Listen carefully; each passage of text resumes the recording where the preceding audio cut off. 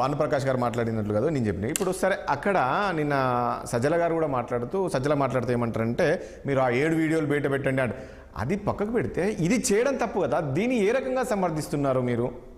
ఆయన ఒక 4 సార్లు ఎమ్మెల్యే, ఒక సీనియర్ నాయకులు, ఆ రకంగా ఈవీఎంను ధ్వంసం చేయడం ఎంతవరకు అంటే సరే అక్కడ దాడులు జరుగుతున్నాయి, వెళ్ళాడు, కంప్లైంట్ చేయండి, ఈసీకి ఫిర్యాదు చేయండి, కానీ ఈ రకంగా ఈవీఎం ధ్వంసం చేయడం అనేది దీన్ని ఏ రకంగా మీరు సమర్థిస్తారు? రాజేష్ గారు, మీకు, పురుషోత్తం రెడ్డి గారికి, భానుప్రకాష్ అన్నకి, విద్యాసాగర్కి, ప్రేక్షకులు నమస్కారం. ఎప్పుడు కూడా ఏ విషయాన్ని కూడా మనం ఐసోలేషన్ చూడకూడదు, దాని వరకే మాట్లాడుకోవడం అనేది కరెక్ట్ కాదు. జరిగింది దురదృష్టకరంగానే ఉంది, మనకు కూడా అరే ఏంటి ఇలా చేశాడా అనే భావన కలుగుతుంది. దాన్ని నేను కూడా కండౌన్ చేయట్లేదు, ఎవరు కండౌన్ చేయరు. కాకపోతే వెంటనే మనకు ఇంకో 2-3 క్వశ్చన్స్ వచ్చేస్తాయి. ఎందుకు ఉదాహరణకి చెప్తాను చూడండి. ఇవాళ తెలంగాణ సీఎంగా ఉన్న రేవంత్ రెడ్డి గారు ఆనాడు చంద్రబాబు నాయుడు గారి ప్రోత్సాహంతో ఒక ఎమ్మెల్యే గారికి, ఒక ఎమ్మెల్సీ గారికి డబ్బులు ఇస్తూ మనకు దొరికాడా లేదా ఎమ్మెల్యే గారికి? మరి దాన్ని ఎందుకు 15 నుంచి ఇప్పటి వరకు 9 సంవత్సరాలు మనం తేల్చలేకపోయాం? మన కళ్ళ ముందు కనిపిస్తుంది కదా, డబ్బులు ఇవ్వటం నేరం కదా, రేవంత్ రెడ్డి గారు ఇచ్చారు కదా. అలాంటి రేవంత్ రెడ్డి గారు వాళ్ళ తెలంగాణకి సీఎం అయిపోయాడు కదా.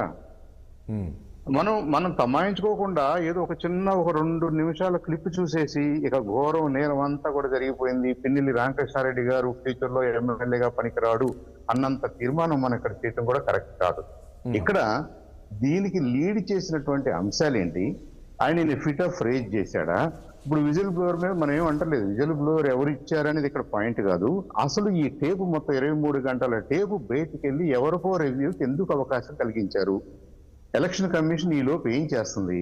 వాళ్ళు ఆన్ ద స్పాట్ వాళ్ళకు ఉపయోగపడాలనే కదా వెబ్ కాస్ట్, సీసీ కెమెరాలన్నీ అరేంజ్ చేసింది అక్కడ.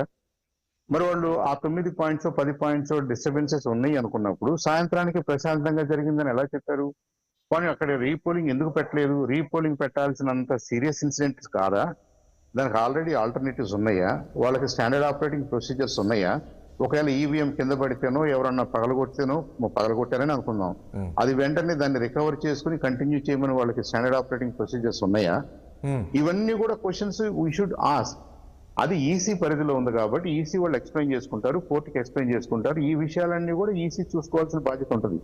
ఇప్పుడు అన్నిట్లో ఒక 10 ఇన్సిడెంట్స్ తీసుకొచ్చేసి దాంట్లో ఒక చిన్న ముక్కను రిలీజ్ చేసి మొత్తం వైకాపా వాళ్ళు గందరగోళం చేసేసారు అనే దానికైతే నేను ఒప్పుకోను. అంటే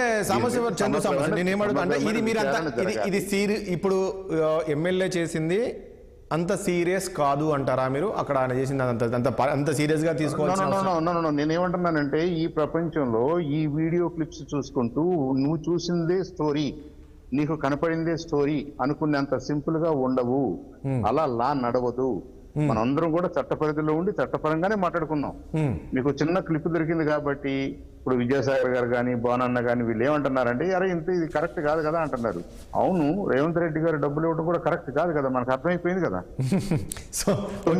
9 సంవత్సరాల్లో మనం ఏమి చేయలేకపోతున్నాం, కోర్టులు ఏం చేయలేకపోతున్నాయి, దాని మీద ఒక ఫైనల్ ఆర్డర్ ఇవ్వలేకపోతున్నాయి. ఎందుకు ఇవ్వలేకపోతున్నాయి? బికాజ్ దాంట్లో బియాండ్ రీజనబుల్ డౌట్ మనం ప్రూవ్ చేయాలి కాబట్టి, ఇదంతా జరుగుతుంది కాబట్టి. ఓకే, ఇప్పుడు దెందులూరులో ఏం జరిగింది, తాడిపత్రిలో ఏం జరిగింది, ఇప్పుడు వైకాపా ఏమంటుందంటే అది మాకు తెలియదు ఏం జరిగిందో. చందు సాంబశివరావు గారు మీకు 2 క్వశ్చన్స్ చేస్తున్నారండి, ఒకసారి వాళ్ళతో మాట్లాడి మీ దగ్గరకు వస్తారు. భానుప్రకాష్ గారు ఏం అడుగుతున్నారు మీకు ఇస్తాను. విద్యాసాగర్ గారు ప్లీజ్. భానుప్రకాష్ గారు. చందు సాంబశివరావు గారు చాలా సీనియర్ నాయకులు, అవును, విద్యావేత్త.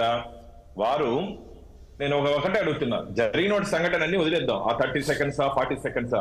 ప్రజాస్వామ్యంలో ప్రజలు ఇచ్చినటువంటి తీర్పుని నేలకేసి కొట్టడం ఒక అధికార పార్టీలో 4 పర్యాలంటే 20 సంవత్సరాలు శాసనసభ్యుడిగా ఉన్నటువంటి వ్యక్తికి ఎంతవరకు సమంజసమో? ఏదైనా జరిగిన ఒక జరిగినా కాంపిటెంట్ అథారిటీస్ ఉంటాయి కదా, అక్కడ కంప్లైంట్ చేసుకోవచ్చు కదా. చేసిన దాన్ని దయచేసి సమర్థించద్దండి. భవిష్యత్తు రాజకీయ నాయకులుగా మనం భవిష్యత్తు ఏం చెప్పదలుచుకున్నా, భవిష్యత్తులో ఉన్నటువంటి బాగా